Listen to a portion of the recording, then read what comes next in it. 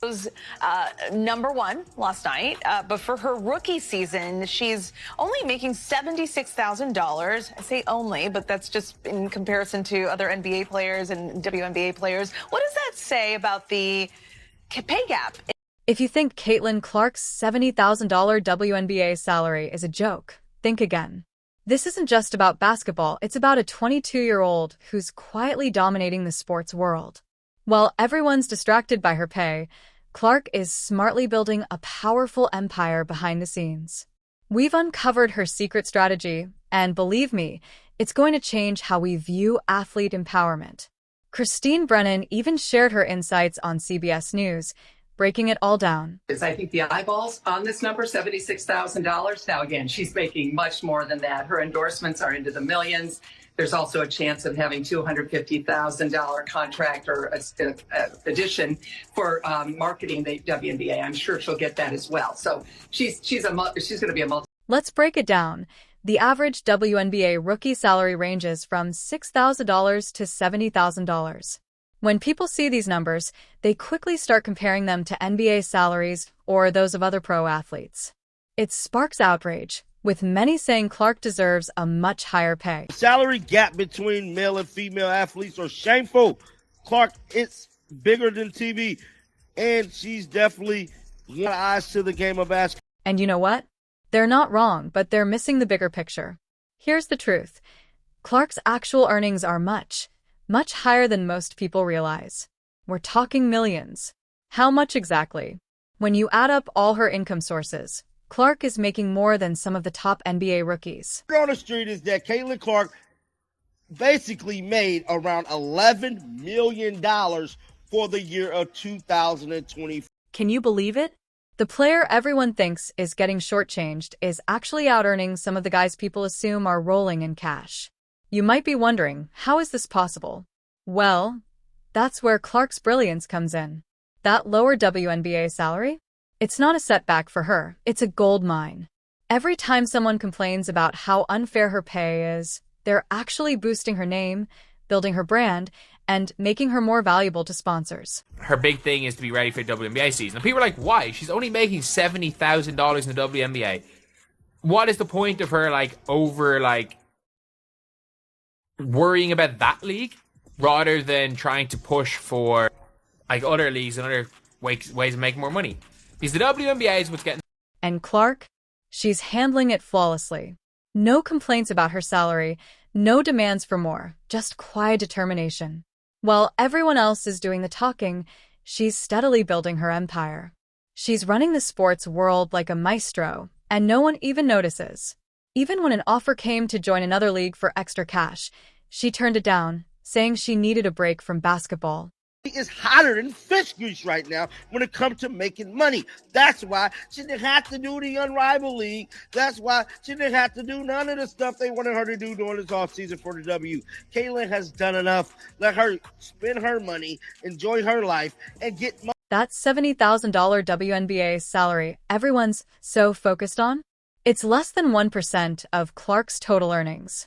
Yep, you heard that right, just 1%. The salary everyone's upset about is just a tiny drop in the ocean of Clark's income. You can see here, she's likely not worried about a rookie contract. Now you're probably thinking, if the WNBA salary is such a small part of the picture, where's all this money coming from? Well, get ready, because we're about to uncover Caitlin Clark's real genius, and trust me, it's going to change how you think athletes make their money. Remember when giving a class presentation felt like the scariest thing ever? Caitlin Clark turned that fear into a gold mine. Her speaking fees are insane, $100,000 for a 30-minute virtual session and up to $300,000 for in-person events. Can you believe that? That's more than most people make in an entire year. I think she probably does a lot of things for free. That would be my prediction, is that if she wants to be somewhere and she just wants to help out, she'll do quite a few things for free. But if she's not doing it for free, I would say her cost is crazy. Charity is the only exception to her high speaking fees for a 30-minute talk. Otherwise, her rates are pretty steep. But here's where it gets really interesting. Clark isn't just making money. She's building an empire. Every time she steps on stage, she's connecting with fans and business leaders, getting her name out there. It's all part of her strategy. She's thinking long-term and planning for life after basketball. She's building a massive brand, which is why she can charge a cool $100K for every quick speaking engagement. You're probably wondering how many of these speaking gigs she's actually done. Well, fans have been keeping track, and they estimate she's done at least 6 virtual sessions. That adds up to around $600,000. And that's not even counting the big paychecks from her in-person appearances. I mean, if Steinbridge is true, Clark made a minimum of $600,000 from speaking engagements alone. Caitlin Clark fans are quick to point out that their tech caps, they found 6 speaking gigs that Caitlin has had in the past year. So, what's the total? When you add it all up, her speaking engagements alone have probably earned her well over $1 million. And remember, this is just on top of everything else she's doing. It's like she's got a whole other career happening off the court. All the online stuff for like random companies, she's getting paid a lot. I think if it's a random company that there's no reason for her to be like really going out of her way to promote, then she's probably getting paid a boatload. When it comes to random companies, she's getting paid a lot.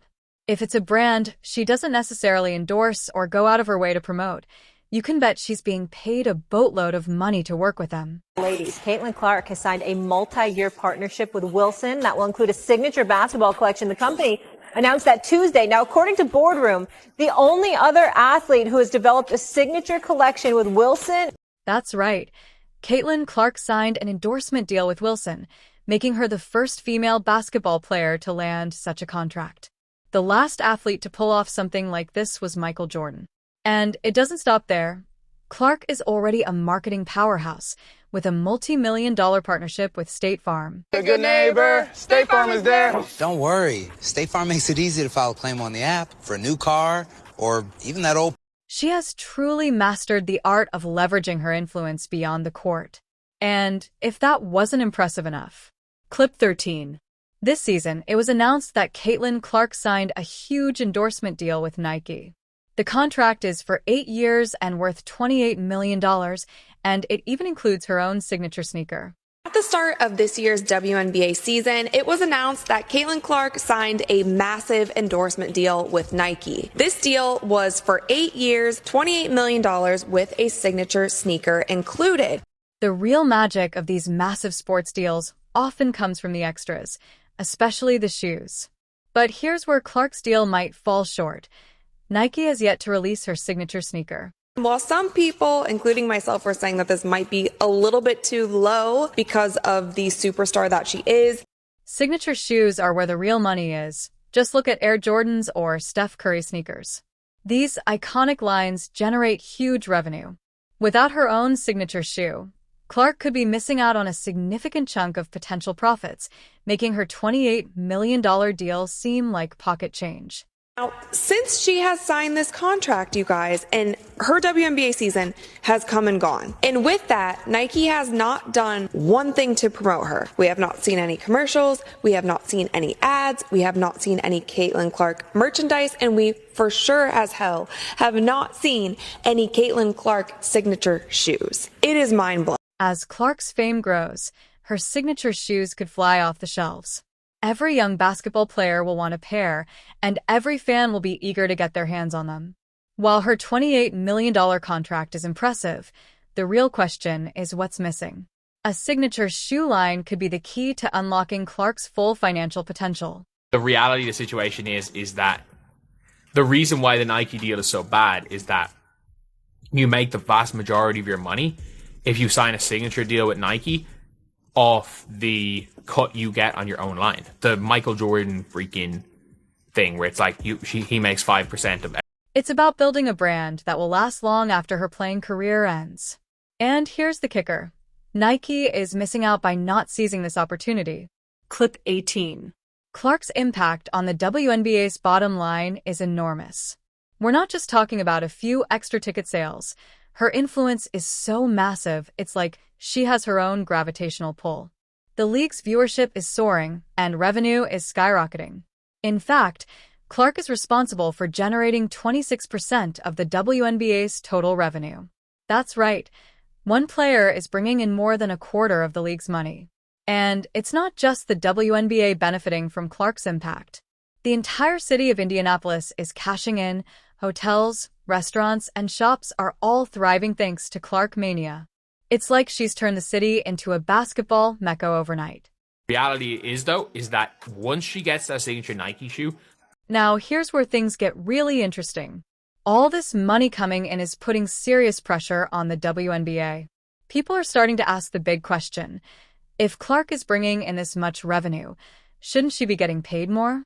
And it's not just about Clark anymore. It's sparking a wider conversation about player salaries across the entire league. How do you miss an opportunity like that? How do you not capitalize? It doesn't make any sense at all. You might be thinking, okay, but how does this change things for the league? Well, let me tell you, it's a potential game changer. Clark is in a prime position to push for changes that could benefit all WNBA players. But here's the kicker. Clark could end up capturing a quarter of the WNBA's revenue growth. Let that sink in for a second. One rookie could take home 25% of the league's new money. That's the kind of bargaining power that could force the WNBA to completely rethink how they do business. Clip 21. You might be wondering, how is she doing it? Well, Clark isn't just thinking about next season, or even the next 5 years. She's playing the long game, setting herself up as a brand that goes way beyond basketball. Those speaking gigs and her Nike deal? They're just the beginning. Big Fever fan. It's almost a full house every game. It's awesome to see. Obviously, like restaurants and hotels and everything around the city are getting revenue and stuff from coming to see them play. So it's a great time. A time that business leaders don't want to end. During the, normal WNBA seasons where you don't see as much the last few years, this year we picked up and now you got your June, July. And Clark's success isn't just about her. It's forcing the entire sports world to rethink how they value women athletes. The WNBA, sponsors, and even entire cities are scrambling to keep up with this Clark effect. So what's next? That's the million-dollar question. At this point, it's not about whether Clark's getting paid enough. It's about whether the rest of the world can keep up with her. One thing's for sure. We're watching history in the making, and Clark is just getting started.